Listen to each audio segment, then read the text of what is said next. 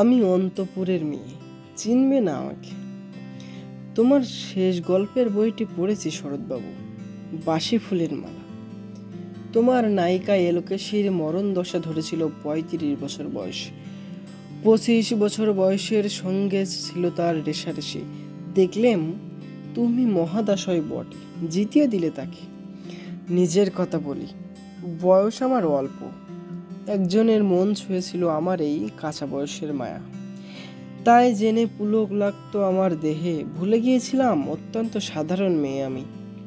আমার মতো এমন আছে হাজার মেয়ে, অল্প বয়সের মন্ত্র তাদের যৌবনে। তোমাকে দোহাই দিই, একটি সাধারণ মেয়ের গল্প লেখো তুমি। বড় দুঃখ তার স্বভাবের গভীরে অসাধারণ কিছু তলিয়ে থাকে কোথাও। কেমন করে প্রমাণ করবে সে? এমন কজন মেলে যারা তা ধরতে পারে?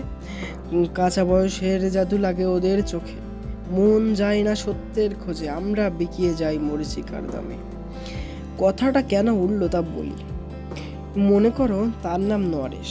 সে বলেছিল কেউ তার চোখে পড়েনি আমার মতো। এত বড় কথাটা বিশ্বাস করব যে সাহস হয় না করব যে এমন জোরও নেই। একদিন সে গেল বিলেতে, চিঠিপত্র পায় কখনো বা। মনে মনে ভাবি, রাম রাম, এত মেয়েও আছে সে দেশে, এত তাদের ঠেলাঠেলি ভিড়, আর তারা কি সবাই অসামান্য? এত বুদ্ধি, এত উজ্জ্বলতা, আর তারা সবাই কি আবিষ্কার করেছে এক নরেশ সেনকে, স্বদেশে যার পরিচয় ছাপা ছিল 10-এর মধ্যে।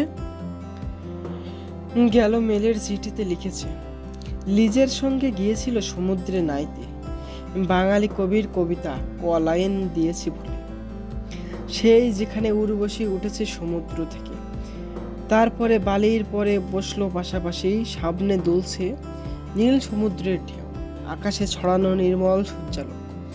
লিজি তাকে খুব আস্তে বলে বলল, এই সেদিন তুমি এসেছো, দুদিন পরে যাবে চলে। ঝিনুকের দুটি খোলা মাঝখানটুকু ভরা থাকে একটি নিরেট অশ্রুবিন্দু দিয়ে, দুর্লভ, মূল্যহীন।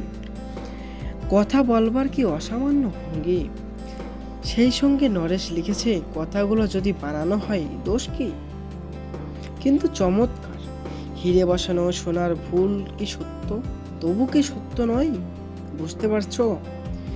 একটা তুলনার সংখ্যে তোর চিঠিতে অদৃশ্য কাটার মতো আমার বুকের কাছে বিধিয়ে দিয়ে জানাই, আমি অত্যন্ত সাধারণ। মূল্যবানকে পুরো মূল্য চুকিয়ে দিই, এমন ধন নেই আমার হাতে। ওগো, না হয় তাই হলো, না হয় ঋণী হইলাম চিরজীবন।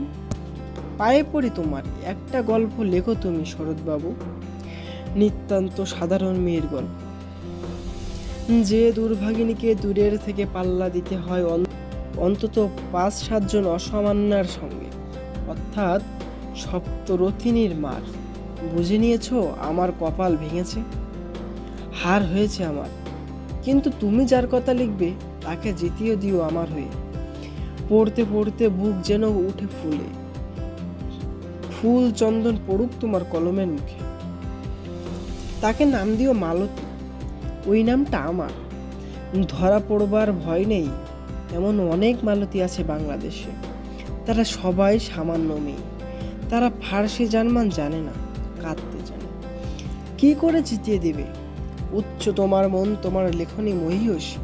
তুমি হয়তো ওকে নিয়ে যাবে ত্যাগের পথে, দুঃখের চরমে, শকুন্তলার মতো। দয়া করো আমাকে, নেমে এসো আমার সমতলে। বিছানায় শুয়ে শুয়ে রাত্রির অন্ধকারে দেবতার কাছে যে অসম্ভব বর মাগি, সেই বর আমি পাবো না, কিন্তু পাই যেন তোমার নায়িকা।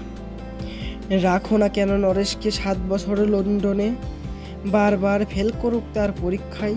আদরে থাক আপন উপশিকা মণ্ডলীতে। ইতিমধ্যে মালতী পাশ করুক এমএ কলিকাতা বিশ্ববিদ্যালয়। গণিতে হোক প্রথম তোমার কলমের এক আচরে। কিন্তু ওইখানে যদি থামো, তোমার সাহিত্য সম্রাট নামে পড়বে কলঙ্ক।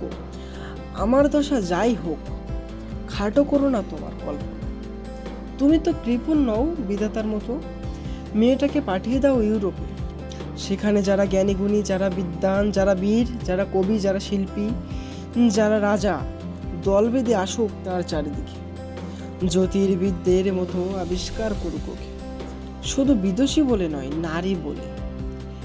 ওর মধ্যে যে বিশ্বজয়ীর জাদু আছে, ধরা পড়ুক তার রহস্য।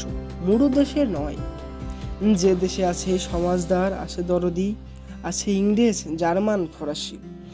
মালতীর সম্মানের জন্য সভা ডাকা হোক না, বড় বড় নামজাদার সভা। মনে করা যাক সেখানে বর্ষণ হচ্ছে মুষলধারে চাটু বাক্য, মাঝখান দিয়ে চলেছে অবহেলায় ঢেউয়ের উপর দিয়ে যেন পালের নৌকা। ওর চোখে দেখে ওরা করছে কানাকানি। সবাই বলছে, শরৎবাবু, ভারতবর্ষের সজল মেঘ আর উজ্জ্বল রৌদ্র মিলেছে ওর মোহিনী দৃষ্টিতে। ওইখানে জলান্তিকে বলে রাখি, সৃষ্টিকর্তার প্রসাদ সত্যিই আছে আমার চোখে। বলতে হলো নিজের মুখেই, এখনো কোনো ইউরোপীয় রসযজ্ঞের সাক্ষাৎ ঘটেনি কপালে। নরে শেষে দাঁড়াক সেই কোণে তার সেই অসামান্য মেয়ের দল। আর তারপরে আমার নোটে কাজটি মোড়লো, স্বপ্নটি আমার ফুরলো। হায় রে সামান্য মেয়ে, হায় রে বিধাতার শক্তির অপব্যয়।